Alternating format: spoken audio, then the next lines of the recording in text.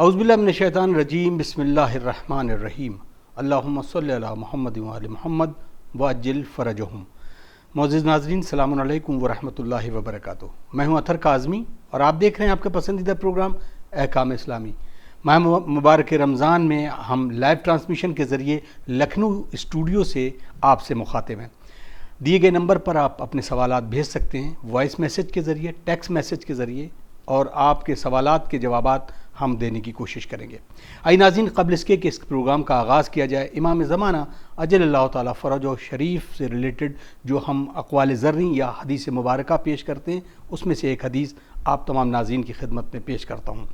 یونس ابن عبد الرحمن امام رضا علیہ السلام سے نقل کرتے ہیں کہ امام رضا علیہ السلام ہمیشہ ہمیں امام زمانہ علیہ السلام کے لیے دعا کی تاکید فرمایا کرتے تھے۔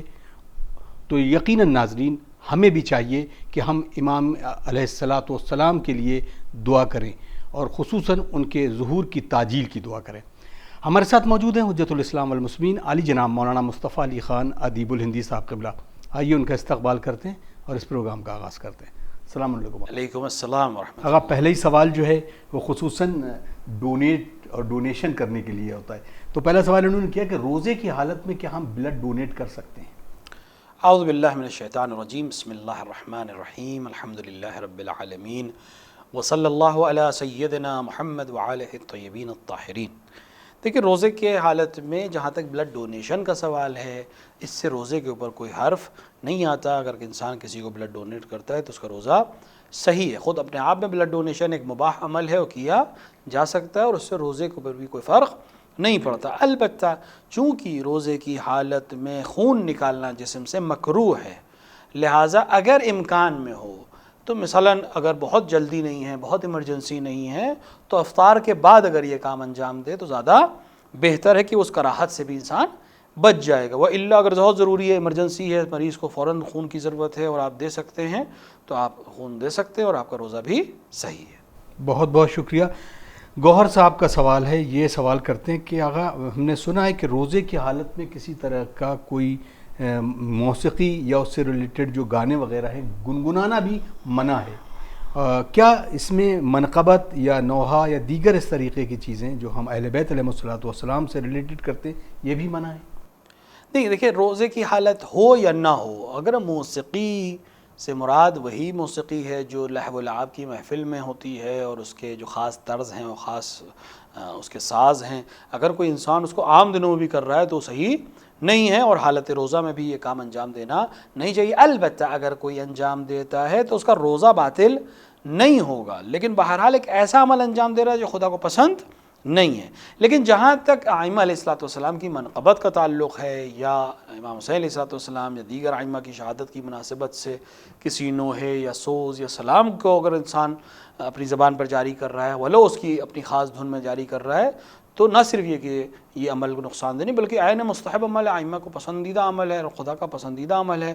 اگر روزے کی حالت میں مجلس ہے، اس میں پڑھ رہا ہے یا خود ہی گھر میں ایسے ہی پڑھ رہا ہے تو اس سے روزے پہ کوئی فرق نہیں پڑتا۔ جو موسیقی منع ہے وہ حرام لہو و لعبی میوزک ہے، جس سے باقاعدہ اجتناب کرنا چاہیے، چاہے روزے میں ہو چاہے روزے میں نہ ہو، کیونکہ روزہ صرف کھانے اور پینے کا نام کو ترک کرنے کا نام نہیں ہے۔ کان انسان کا روزے سے ہو، زبان روزے سے ہو، ناک روزے سے، جسم کا ایک ایک حصہ روزے سے ہونا چاہیے۔ لیکن جہاں تک روزے کو باطل کرنے کا مسئلہ ہے، اگر کوئی انسان موسیقی سن بھی لے تو اس کا روزہ باطل نہیں ہوگا، لیکن بہرحال ایک ایسا عمل انجام دیا جو خدا کو پسند نہیں ہے اور اس سے اجتناب کرنا چاہیے۔ صفدر عباس صاحب یہ سوال کرتے ہیں کہ نماز کے دوران کسی بھی انسان کا خارج ہو جائے تو کیا اس کو نماز جماعت میں ہو اگر وہ، تو کیا نماز اس کو فوراً توڑ دینا چاہیے یا اس کے انتظار کرنے کے بعد پھر وہ نماز کو دوبارہ سے پڑھے؟ دیکھیے، اگر انسان نماز جماعت میں ہے اور مثلا اس کا وضو باطل ہو گیا یا خارج ہو جانے کی وجہ سے یا کسی اور عمل کی وجہ سے اس کا وضو باطل ہو گیا تو اس کی نماز باطل ہے۔ ایک دفعہ ہے کہ وہ ابھی صف سے باہر نہیں نکل سکتا، کوئی ایک دفعہ ہے کہ وہ صف سے نکل جائے کوئی مسئلہ نہیں ہے، اگر نکل سکتا ہے تو صف سے نکل جائے، کوئی مسئلہ نہیں ہے، جائے گا وضو کرے گا، اگر جلدی سے جا کے وضو کر کے آ کے دوبارہ اس جماعت میں شامل ہو سکتا ہے تو کوئی حرج نہیں ہے، البتہ نماز اسے پھر سے شروع کرنی پڑے گی۔ لیکن اگر وہ صف سے باہر نہیں نکل سکتا یا صف سے باہر نکلنے میں بہت عسر و حرج ہے تو اپنے آپ کو جو ہے وہ صف میں رکھے، ولو یہ حرکات و سکنات بھی انجام دیتا رہے، کوئی حرج اس میں نہیں ہے، لیکن اس کی نماز صحیح نہیں ہے۔ جب نماز ختم ہو جائے تو باہر جا کے وضو کی تجدید کرے اور دوبارہ آ کے نماز ادا کرے گا۔ بہت بہت شکریہ۔ السلام علیکم مولانا صاحب، میرا سوال یہ ہے، کیا پانی کی بوتل یا پانی کو بیچنا، مثلا کچھ لوگ جو ہیں وہ پولیتھین میں ہی پیکٹ بنا کر پانی کو بیچتے رہتے ہیں، تو ایسے یہ عمل ٹھیک ہے، جائز ہے، اس کے لیے کیا حکم ہے؟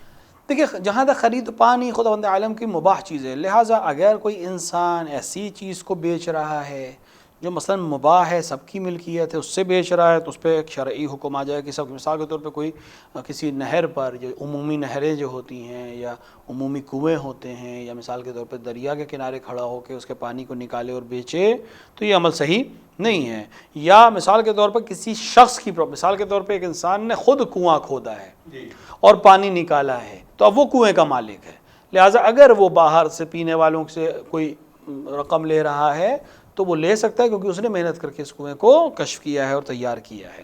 اسی طرح اگر پانی ہے، مثال کے طور پہ پانی وہ یہ جو پیکٹ پہ پیک کیا جاتا ہے یا باٹلز میں پیک کیا جاتا ہے، چاہے کمپنی کے تھرو چاہے شخص کے تھرو، یہ پیکنگ کے حساب سے وہ اپنی محنت کے اگر پیسے لے رہا ہے اور قیمت لے رہا ہے تو اس میں کوئی قباحت نہیں ہے، یہ کام کیا جا سکتا ہے، خرید و فروخت بھی جائز ہے، اس پانی سے وضو بھی، اگر خرید کے البتہ اس میں ایک شرط یہ ہے کہ اگر یہ پانی بیچا جا رہا ہو تو پھر اس کی قیمت ادا کیے بغیر اس سے وضو یا غسل نہیں کیا جا سکتا، یہ بھی ایک شرط ہے کہ یہ، چونکہ اگر ایک دفعہ ایک انسان نہر ہے یا عمومی پانی ہے اس سے استعمال کر رہا ہے تو کوئی مسئلہ نہیں ہے، لیکن اگر کوئی پانی بیچ رہا ہے اور آپ اس پانی کو بغیر قیمت دیے خرید لیں یا بغیر قیمت دیے لے لیں، چھین لیں، غصب کر لیں، تو پھر اس سے وضو صحیح نہیں ہوگا۔ خود اپنے آپ میں جہاں تک پانی اور بیچنے کی بات ہے تو اگر وہ پانی عمومی نہیں ہے، اس نے محنت اور مشقت کے ذریعے سے اس کو حاصل کیا ہے، یا پیکنگ اس کے اوپر کرنے کی وجہ سے، یا مثلا آج کل پیوریفائی کیا جاتا ہے پانی کو RO کے ذریعے سے یا دیگر اشیاء کے ذریعے سے، تو اس کی قیمت لینے میں کوئی حرج نہیں ہے، یہ کام کیا جا سکتا ہے۔ بہت بہت شکریہ۔ السلام علیکم۔ علیکم السلام۔ میرا سوال یہ ہے کہ کیا کپڑوں پر مثلا بٹن یا اس طریقے کے جو گولڈ ornament ہوتے ہیں اس کو لگا کر پہن کر نماز پڑھنا یا ویسے بھی پہننا جائز ہے یا منع ہے؟ اگر ان کا سوال مرد کے سلسلے میں ہے تو مرد کے لیے لباس کے کسی بھی حصے کا سونے سے ہونا یا ریشم سے ہونا جائز نہیں ہے، ولو وہ بٹن یا اس طرح کی کوئی چیز ہی کیوں نہ ہو، لیکن اگر خاتون کا ہے تو کوئی مسئلہ نہیں ہے، لیکن اگر مرد کا ہے تو اس کو پرہیز کرنا چاہیے۔ بہت بہت شکریہ۔ السلام علیکم۔ میرا سوال یہ ہے کہ پیریڈ کے وقت کیا قرآن پڑھنا منع ہے؟ اگر خاتون حالت حیض میں ہے تو اس کے لیے کچھ چیزیں قرآن کے سلسلے سے اس طرح سے منع ہے، مثلا قرآن کو مس کرنا، یعنی قرآن کی عبارت کو مس کرنا، کیونکہ قرآن کی عبارت کو مس کرنے کے لیے طہارت شرط ہے، لہٰذا اس کو مس نہیں کر سکتی، لیکن قرآن پڑھنے میں کوئی حرج نہیں ہے، مگر یہ کہ 7 سے زیادہ آیتوں کی تلاوت مکروہ ہے، یعنی ایک سورے کی 7 سے زیادہ آیت پڑھنا مکروہ ہے، اور مکروہ یہاں پر جو ہے وہ ثواب کی کمی کے علاوہ کسی چیز کے اوپر دلالت نہیں کرتا ہے، لہٰذا اگر کوئی انسان کوئی خاتون اپنے ماہانہ حیض کے ایام میں ہے اور وہ قرآن کی تلاوت کرنا چاہے تو بالکل تلاوت کر سکتی، بلکہ مستحب ہے کہ انسان، یہ خواتین جو مثال کے طور پر اپنے ماہانہ پیریڈ سے گزر رہی ہیں، تو جب اذان کا وقت ہو، مثلا صبح کی اذان ہے، ظہرین کی اذان ہے، مغرب کی اذان ہے، تو اتنی دیر جتنی دیر وہ نماز پڑھتی تھیں عام دنوں میں، اتنی دیر مصلی پہ آ کر اپنے آپ کو وضو کریں، اپنے آپ کو کپڑے جو ہے اس کو چینج کر کے وضو کر کے مصلی پہ اتنی دیر بیٹھیں، اتنی دیر بیٹھ کے وہ تسبیح پڑھ سکتی ہیں، ذکر پڑھ سکتی ہیں، اللہ کو یاد کر، صرف نماز ان کے اوپر ساقط ہے، لیکن اپنے آپ کو تمرین میں رکھنے کے لیے ایک بہترین عمل اس کو پسندیدہ کہا گیا ہے، اور قرآن کی تلاوت بھی کر سکتی ہے، مگر یہ کہ وہ سورے جس میں واجب سجدے ہیں، وہ 4 سورے، ان کو پڑھنے کی اجازت نہیں ہے، باقی قرآن پڑھا جا سکتا ہے، البتہ 7 سے زیادہ آیت پڑھنا مکروہ ہے، لیکن کراہت یہاں پر اگر زیادہ آیت پڑھنا چاہیں تو صرف کراہت ہے، یعنی ثواب اس کا کم ہے، وَإِلَّا پڑھنے میں کوئی حرج نہیں۔ اگر یہ ایک ایسا مسئلہ ہے کہ جب خواتین بات بھی کرتی ہیں اس سلسلے سے تو زیادہ تر ذہن میں ایک انہوں نے بنا رکھا کہ یہ حرمت ہے، اور اس کی ایک اہمیت ہے کسی بھی چیز کو، جیسے قرآن ہے یا مثلا نظر کا بنانا ہے تو اب وہ خاتون بالکل پرہیز کرے گی کچن میں جانے کا، یا دیگر اس طرح کی چیزیں، اسے لاکھ سمجھایا جائے کہ نہیں شریعت کچھ اور کہتی ہے، آپ اس کو اس انداز میں نہ لیجیے۔ تو میں چاہتا ہوں کہ ایک میسج اس زاویے سے آپ کا ہو جائے تاکہ وہ تمام جو خواتین اور خاران جو ہے اس طرح کی باتیں کرتی ہیں ان کے لیے بالکل صاف مسئلہ ہو۔ دیکھیے مسئلہ بالکل صاف ہے، اگر خواتین اپنی دادی اور نانی کے نسخے کی طرح شریعت کو نہ لیں تو اس پر مسئلہ بالکل آسان ہے۔ آیات اعظام نے رسالہ توضیح المسائل میں، دیگر کتابوں میں اس کو بہت واضح کیا ہے۔ جو چیزیں حرام ہیں حائضہ پر وہ مشخص ہیں، جو چیزیں مکروہ ہیں وہ بھی مشخص ہیں، طے ہیں کہ یہ مکروہ ہے۔ جو مکروہ اس کو انجام دے سکتے ہیں، صرف اس کو ترک کرنا زیادہ بہتر ہے۔ ان میں کہیں بھی اس طرح کی کوئی چیز تاکید نہیں ہوئی۔ البتہ اگر کوئی احتیاط کے بنا پر یا مثال کے طور پر احترام کے بنا پر یہ کرنا چاہے تو کوئی ہم یہ نہیں کہیں گے نہیں اس میں کوئی مثلا نہ کرے، بالکل کرے، لیکن اس کی وجہ سے عسر و حرج میں مبتلا نہ ہو کہ مثلا ہمیں یہ کام کرنا بھی ہے اور گھر میں کوئی ہے بھی نہیں جو اس کو انجام دے، اور پھر ہم اپنے لیے اس کو حرام سمجھ رہے ہیں۔ یا ایک ایسا حکم حرام سمجھنا کسی ایسی چیز کو جو خدا نے حلال کی ہوئی، یہ صحیح سے عمل نہیں ہے۔ لہٰذا ہم احترام کی بنا پر کرنا چاہیں تو وہ آپ کر سکتے ہیں، لیکن اس کو دین بنانا، اس کو حکم بنانا، حکم شرعی بنانا یہ صحیح نہیں ہے۔ لہٰذا اگر آپ کے علاقے میں یا آپ خود اپنے آپ کو مثلا سے پرہیز کرنا چاہیں تو اس سے منع نہیں کر رہا ہے کوئی، لیکن آپ اس کو دین نہیں بنا سکتے، آپ اس کو حکم شرعی نہیں بنا سکتے۔ خصوصاً بہت دیکھنے میں آیا ہے کہ مثال کے طور پہ گھر میں اکیلی خاتون ہے، وہ مثال کے طور پہ اہتمام بھی کرنا چاہتی ہے اور کر بھی نہیں پا رہی اس مسئلے سے، تو یہاں پر شریعت نے اس کو کوئی پابند نہیں کیا، وہ کر سکتی ہے اور اس کی نظر بھی قبول ہے، کوئی مسئلہ نہیں ہے۔ جزاک اللہ، جزاک اللہ۔ آغا السلام علیکم۔ وعلیکم السلام۔ کیا روزے کی حالت میں برش کر سکتے ہیں؟ اور دیگر یہ کہ اگر دانت میں تکلیف ہے اور ڈاکٹر کا بتایا ہوا نسخہ جیسے گارگل کرنا، دانت میں کچھ تکلیف ہے اور اس کے ذریعے کچھ ایسے دوا جو مجھے دی گئی جس سے گارگل کرنا اور کلے کرنا ہے، تو کیا ایسی چیزیں روزے کی حالت میں کی جا سکتی ہیں؟ دیکھیں جہاں تک مثال کے طور پر روزے کی حالت میں برش کا مسئلہ ہے، ٹوتھ پیسٹ کے ذریعے سے یا خالی برش کے ذریعے سے، اس میں کوئی حرج نہیں ہے، کیا جا سکتا ہے۔ جہاں تک روزے کی حالت میں کلی کرنے کا مسئلہ ہے، پانی منہ میں ڈال کر پانی کو مزمزہ کرنا، یعنی پورے ذہن میں اس کو پانی کو گردش دینا اور اس کے بعد اس کو کلی کر دینا، جیسے کہ ہم وضو سے پہلے کرتے ہیں یا وضو میں 3 بار کرتے ہیں، اس میں کوئی قباحت نہیں ہے۔ اسی طرح اگر ہمیں دوا کوئی دی گئی ہے کہ اس کو منہ میں رکھنا ہے اور اس کو بعد میں تھوک دینا ہے صرف کلی کے لحاظ سے، تو مراجع اس کی بھی اجازت دیتے ہیں اگر درد ہے اور اس کے طریقے سے علاج ہو سکتا ہے۔ اگر اس کا حلق تک کوئی چیز نہیں پہنچ رہی ہے، اگر منہ کے حوالے تک ہے تو کوئی مسئلہ نہیں ہے۔ اگر حلق میں پہنچ رہی ہے کوئی بھی چیز تو اس سے پرہیز کرنا ضروری ہے۔ لہٰذا اگر کلی کرنے کی حد تک ہے، دہن میں رکھنے کی حد تک ہے، تب تک کوئی مسئلہ نہیں ہے۔ لیکن اگر حلق تک پہنچے، اس کو ہم اپنے یہاں غرارہ کرنا کہتے ہیں، یعنی باقاعدہ حلق کی جو یہ 7 حروف حلقی ہیں اس میں عین کی حرکت جہاں سے نکلتی ہے، عین جب آپ کہتے ہیں تو حرف کے دوسرے حصے میں آ جاتا ہے، وہاں تک جانا صحیح نہیں ہے۔ اگر اس سے پہلے ہے تو کوئی حرج نہیں ہے۔ ان کا سوال، السلام علیکم مولانا صاحب، کیا ہمارے بچے کسی ایسے ملک میں تھوڑا سا اس کو چینج کر رہا ہوں، کسی ایسے ملک میں جہاں پر غیر اسلامی حکومت ہو تو وہاں پر وہاں کی آرمی یا اس کو جوائن کر سکتے ہیں؟ جہاں تک کسی غیر اسلامی ملک کی فوج میں خدمت کا مسئلہ ہے اس میں کوئی حرج نہیں ہے، مگر یہ کہ اگر وہ فوج یا افواج اسلام کو نقصان پہنچانے کے لیے استخدام کریں تو اس کا ساتھ دینا صحیح نہیں ہے۔ لیکن عام حالات میں جیسے آج کل کے حالات ہیں، کسی ملک میں رہنا اور اس ملک کی فوج میں سروس کرنا یا اس ملک کے دوسرے عہدوں پہ فائز ہونے میں کوئی حرج نہیں ہے، انسان یہ کام انجام دے سکتا ہے۔ بہت بہت شکریہ۔ ان کا سوال بھی بہت انٹرسٹنگ ہے، یہ پوچھتے ہیں کہ گرم پانی بوائلڈ واٹر کے ساتھ کیا وضو کیا جا سکتا ہے اور اس سے کیا غسل کیا جا سکتا ہے؟ خود گرم پانی اگر بوائلڈ واٹر سے تو مجھے لگتا نہیں کہ کوئی وضو یا غسل کر پائے گا، اس کی کھال جل جائے گی۔ لیکن اگر کسی نے پانی ابالا ہے یا بہت تیز گرم کر دیا ہے ہیٹر کے ذریعے سے یا مثال کے طور پہ گیزر کے ذریعے سے، اور وہ گرم پسند کرتا ہے کہ بدن پہ گرم پانی سے استعمال کیا جائے، یا بعض علاقوں میں ٹھنڈک کی وجہ سے وہ گرم پانی کو استعمال کرنا چاہتے ہیں، تو اس سے وضو بھی صحیح ہے اور غسل بھی صحیح ہے۔ جو منع کیا گیا ہے ماہ ساخن وہ پانی ہے جو دھوپ سے گرم کیا جائے۔ مثال کے طور پہ پہلے کیا ہوتا تھا، مثال کے کے طور پہ حوض ہیں، کھلے ہوئے حوض ہیں، اس کے اوپر ڈائریکٹ سن لائٹ پڑتی تھی، ڈائریکٹ سن لائٹ سے اگر وہ پانی گرم ہو رہا ہے تو اس سے منع کیا گیا ہے. لیکن اگر وہ ڈائریکٹ سن لائٹ سے گرم نہیں کیا گیا ہے، جیسے کہ آج کل کے ایکوپمنٹس کے ذریعے سے گرم کیا جاتا ہے، تو اس میں کوئی حرج نہیں ہے. جو ڈائریکٹ سن لائٹ ہے اس سے بھی مکروہ ہے، یعنی اگر اسے کسی نے وضو کر لیا تو اس کا وضو صحیح ہے، لیکن بہتر ہے کہ ڈائریکٹ سن لائٹ والے پانی سے اجتناب کرے. لیکن جو آج کل کے ایکوپمنٹس ہیں ان سے گرم پانی سے وضو کرنا یا غسل کرنے میں کوئی قباحت نہیں ہے، غسل بھی صحیح ہے اور وضو بھی صحیح ہے. بہت شکریہ. السلام علیکم مولانا صاحب. میرا سوال یہ ہے کہ مجنب شخص اگر اس کو پانی سے بہت الرجی ہے تو کیا وہ تیمم کر سکتا ہے؟ بعد از تیمم کیا اس کو پھر بھی غسل کرنا ضروری ہوگا؟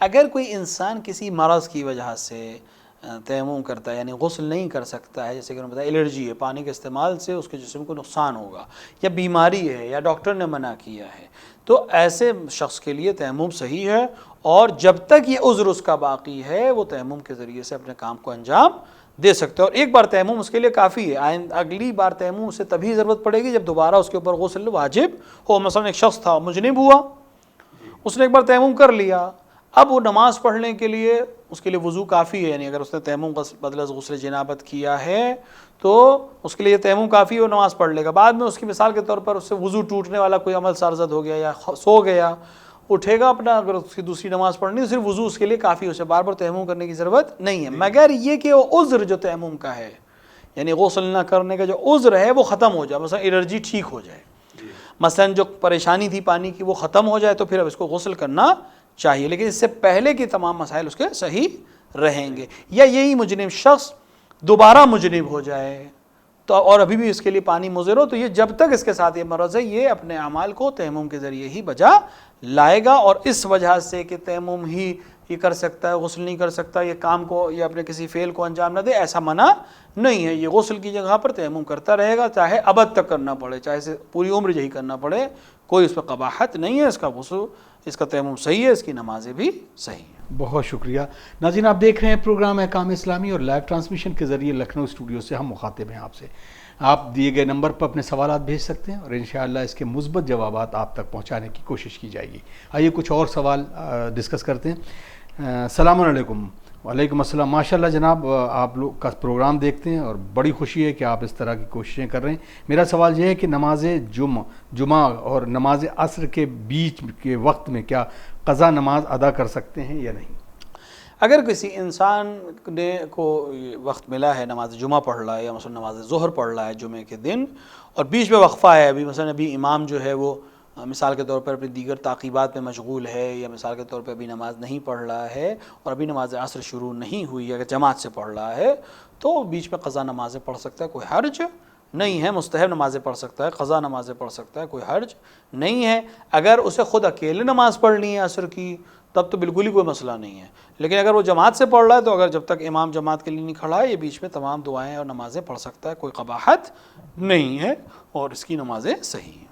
بہت بہت شکریہ. اب ایک سوال میرا ذہن میں آ گیا ایک دم سے. جمعے کی نماز کے لیے بہت سارے سوالات آتے ہیں. ایک مسافر جو ہے جس کے اوپر قصر ہے باقی عصر کی اور ظہر اور عصر کی نماز دو رکعت پڑھنا، اور وہ سب مسافر ہے اور کسی جگہ گیا اور وہ جو نماز جمعہ ادا کرنا چاہتا ہے، تو وہ کیا واجب کی نیت سے پڑھ کے پھر اس کے لیے یہ ظہر ہو جائے گی، 2 رکعت ہی پڑھنا ہے یا کس طرح کا عمل کرنا پڑے گا؟ دیکھیں نماز جمعہ غیبت امام عصر جل اللہ تعالیٰ فرجہ شریف کے زمانے میں تمام مراجع حضرت مرجع علی قدر حضرت آیت اللہ علیہ سے صادق حسین شیرازی کے نظریے سے واجب تخیری ہے. واجب تخیری کا مطلب یہ ہوتا ہے کہ انسان کو 2 واجبوں کے بیچ میں اختیار ہے کہ وہ کسی ایک کو اختیار کر لے، دوسرا اپنے آپ ساقط ہو جائے گا. یعنی اگر کوئی انسان جمعے کے دن نماز جمعہ جو شرائط کے ساتھ برپا ہے اس کو انجام دیتا ہے تو اس کے اوپر سے ظہر ساقط ہو جائے گی، اور اگر وہ جمعے کے دن ظہر پڑھ لیتا ہے تو اس کے اوپر سے جمعہ ساقط ہو جائے گا. اب رہی بات مسافر کی، اگر مسافر کسی ایسے شہر میں گیا جہاں نماز جمعہ تھی، وہ جا کے نماز جمعہ پڑھتا ہے تو اس کی ظہر ساقط ہو جائے گی. البتہ بنا بر احتیاط قصد رجع کے ساتھ وہ نماز ظہر بھی پڑھ سکتا ہے، یعنی جمعہ جس نے پڑھا ہے وہ احتیاط کی نیت سے نماز ظہر بھی پڑھ سکتا ہے. لیکن اگر مسافر ہے تو 2 ہی رکعت نماز ظہر پڑھے گا. اگر وہ قصد رجع سے یا مستحب یا قربت کی نیت سے جمعہ پڑھنے کے بعد ظہر بھی پڑھنا چاہتا ہے تو چونکہ مسافر ہے لہٰذا وہ نماز ظہر قصر ہی پڑھے گا. اگر اپنے گھر میں ہے یعنی اپنے وطن میں ہے تو نماز جمعہ پڑھنے کے بعد اگر وہ ظہر کی نماز احتیاط کی بنا پر پڑھنا چاہے تو پوری پڑھے گا دونوں. اور اگر بالکل نہ پڑھنا چاہے نہیں جمعہ اس نے پڑھ لیا ہے تو اس کو ظہر پڑھنے کی ضرورت نہیں اگرچہ وہ مسافر ہے, اس سے کوئی فرق نہیں پڑتا. جو شرائط جمعہ ہے یعنی جو انسان جمعے کے تحقق میں یہ شرط ہے کہ جو 4 لوگ معموم مسافر نہ ہوں, لیکن اگر 4 سے زیادہ لوگ ہیں جیسے آج کل کا ہوتا ہے جمعہ میں سینکڑوں لوگ شرکت کر رہے ہیں اس میں کچھ لوگ مسافر ہیں تو ان کا اپنا جمعے میں کوئی حرج نہیں ہے. اگر انہوں نے جمعہ پڑھ لیا تو ظہر ساقط ہو جائے گی, وہ قصد رجعہ سے ظہر پڑھ سکتے ہیں لیکن ویسے ساقط ہو جائے گی. اگر پڑھنا چاہیں تو جو ان پر فرض ہوگا یعنی اگر مسافر ہیں تو 2 رکعت اور اگر آپ وطن میں ہیں تو 4 رکعت ظہر پڑھنی پڑے گی. جزاک اللہ. السلام علیکم آقا, کیا جمعہ خاص طور سے ماہ مبارک رمضان کی فضیلت زیادہ ہے؟ جیسے ہم دیکھتے ہیں کہ جب آخری جمعہ ہوتا ہے تو لوگ زیادہ تر یہ کوشش کرتے ہیں وہ جمعہ نہ چھوٹے, کیا اس کی الگ سے اہمیت ہے؟ دوسرا ان کا سوال یہ ہے کہ کیا جب نماز جمعہ اور اذان اور اس کے بیچ میں جو وقفہ ہوتا ہے اس پر کون سا عمل کر سکتے ہیں, کون سا عمل جائز؟ دیکھیے جہاں تک ماہ مبارک رمضان میں جمعے کا مسئلہ ہے بعنوان خود نماز جمعہ کوئی فرق نہیں ہے, چاہے نماز جمعہ رمضان میں پڑھی جائے چاہے غیر رمضان میں پڑھی جائے کوئی فرق نہیں ہے. البتہ ماہ مبارک کے آخری جمعے میں اعمال اور دعاؤں کی بہت تاکید کی گئی کیونکہ ماہ مبارک کا آخری جمعہ ہے لیکن حکم جمعہ میں حکم نماز جمعہ میں کوئی فرق نہیں آتا ہے. کچھ چیزیں ایسی ہوتی ہیں جو عوام میں رائج ہو جاتی جبکہ اس کی کوئی حقیقت نہیں ہوتی. میں نہیں کہہ رہا ہوں کہ نماز جمعہ نہ پڑھیں, نہیں, اگر کوئی پڑھنا چاہے تو بالکل پڑھے, لیکن میں یہ عرض کر رہا ہوں کہ الگ سے کوئی خاص حقیقت اس کے اندر یا ثواب ایسا نہیں ہے. جیسے باقی جمعے ویسی نماز ماہ مبارک رمضان کے جمعے کا بھی حکم ہے. اب رہی بات ان کے دوسرے سوال کی کہ اذان سے اور جمعے کے خطبوں کے درمیان جب تک وقفہ ہے ابھی امام نہیں گیا ہے خطبہ نہیں شروع کیا ہے تو مستحب عمل کوئی بھی کر سکتا ہے, نمازیں پڑھ سکتا ہے, نوافل پڑھ سکتا ہے. جمعے کے دن ظہر کی نوافل میں کچھ نوافل بڑھ جاتی ہیں اس کو پڑھ سکتا ہے, تسبیحات پڑھ سکتا ہے, دعائیں پڑھ سکتا ہے. کوئی بھی عمل جو ذکر خدا کہلائے, عبادت الہیہ کہلائے, اس میں اپنے آپ کو مشغول رکھے, اس سے بہتر کوئی اور عمل نہیں ہے. اگر اب یہ بھی ہوتا ہے کیونکہ ہم جمعے کو ڈسکس کر رہے ہیں تو بہت سارے سوال ذہن میں آتے ہیں, یہ خطبہ جب ہو رہا ہوتا ہے اور ظاہر سی بات امام خطبہ دینے جا رہا ہے اس وقت کوئی عمل کرنا, مثلاً بہت سارے لوگ جو ہے وہ نوافل ادا کرنے لگتے ہیں, کیا اس کی ممانعت ہے؟ کیا خطبہ سننا واجب ہے یا سنت مؤکدہ ہے؟ اس کے بارے میں کیا ہو؟ اگر کوئی انسان جمعہ پڑھ رہا ہے تو اس کے لیے ضروری ہے کہ وہ خطبے کو سنے, یعنی اس وقت پھر کوئی اور عمل انجام نہیں دے سکتا ہے. لہٰذا اگر وہ جمعہ پڑھنے جا رہا ہے تو اس کے لیے ضروری ہے کہ جمعے کے دونوں خطبوں کو غور سے سنے, اس وقت کوئی اور عمل صحیح نہیں, حتی نماز پڑھنا اس وقت صحیح نہیں ہے. ہاں البتہ اگر وہ مسجد میں گیا جمعہ پڑھنا اس کا ارادہ نہیں ہے, امام خطبہ دے رہا ہے, وہ ظہر عصر کی نماز پڑھنے گیا مسجد میں تو اگر اس وقت نماز پڑھنا چاہے تو پڑھے, لیکن بہتر یہ ہے کہ اگر ایسا کرنا چاہتا ہے تو پھر اس وقت مسجد نہ جائے, خطبے کا احترام کرے اور صرف خطبے کی آواز سنے اور امام کی جو بات ہے اس پہ غور کرے. بہت بہت شکریہ. ان کا سوال یہ ہے کہ اگر کوئی شخص امام کے پیچھے نماز نہیں پڑھنا چاہتا اور وہ چاہتا ہے کہ نماز وہاں پر باجماعت ہو رہی ہے تو کیا وہ الگ اپنی نماز پڑھ سکتا ہے فرادہ؟ خود اپنے آپ میں نماز پڑھنے میں کوئی قباحت نہیں ہے, نماز اس کی صحیح ہے, لیکن بہتر یہ ہے کہ اگر کہیں نماز جماعت ہو رہی ہو تو یا جماعت سے نماز پڑھے یا پھر اتنی دیر انتظار کرے کہ جماعت تمام ہو جائے, جماعت کے موقع پر دوسری نماز قائم نہ کرے. یا یہ کام کر سکتا ہے کہ اسی جماعت میں شامل ہو جائے لیکن نیت جماعت کی نہ کرے. جیسے ہمارے ائمہ کبھی کبھی جب ایسے مجمع میں ہوتے تھے کہ جہاں مخالف نماز جماعت پڑھا رہا ہے تو ائمہ بغیر نیت کے اس نماز میں شامل ہو جاتے تھے, اپنے اعمال خود سے انجام دیتے تھے اور دکھنے والے کو وہ جماعت ہی لگتی تھی. تو اگر اس طرح کرنا چاہے تو نیت جماعت کی نہ کریں بلکہ عمل جماعت کے ساتھ کریں, لیکن اپنے تمام ذکر خود سے پڑھیں اور فرادہ کی نیت سے نماز پڑھ سکتے ہیں. لیکن اگر ایسا نہیں کرنا چاہتا ہے, کسی بھی وجہ سے اگر ایسا نہیں کرنا چاہتا ہے تب بھی جماعت کا احترام کرے, اور حتیٰ اگر اس کی نظر میں امام جماعت کی عدالت ثابت نہ ہو اور پھر بھی وہ نماز جماعت نہیں پڑھنا چاہتا اس وجہ سے, تب بھی اس کے موجودگی میں جماعت کی وہ دوسری نماز شروع نہ کرے, اس جماعت ختم ہونے کا انتظار کرے اور اس کے بعد اپنی نماز الگ پڑھے. بہت بہت شکریہ.